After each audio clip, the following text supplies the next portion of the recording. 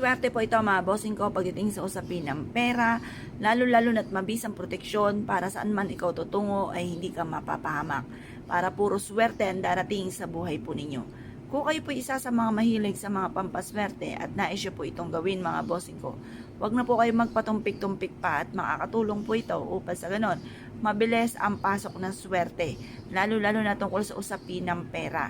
Kung ikaw po mga bossing ko ay aalis at ikaw ay maghahanap ng trabaho or magbubukas ng inyong negosyo or ikaw po ay tataya, wag bago ka umalis ay gawin nyo po muna ito.